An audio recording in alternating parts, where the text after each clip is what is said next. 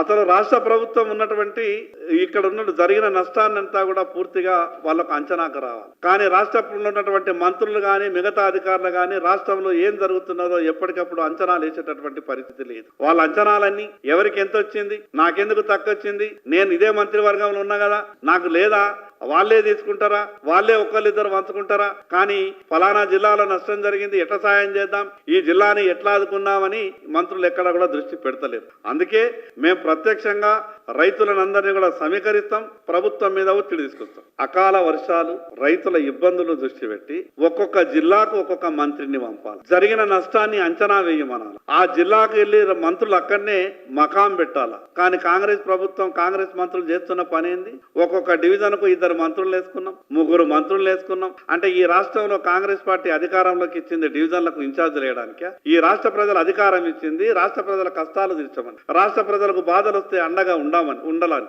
అదే విధంగా నష్టపోయినటువంటి రైతుల్ని ఆదుకోవాలని. కానీ ఈ రాష్ట్రంలో నడవడానికి వీలు లేనటువంటి రోడ్లు ఉన్నాయి, ఈ రకంగా అనేకమైనటువంటి సమస్యలు ఉన్నాయి. వాటికి మాత్రం ఇన్ఛార్జీలను పెడతలేరు.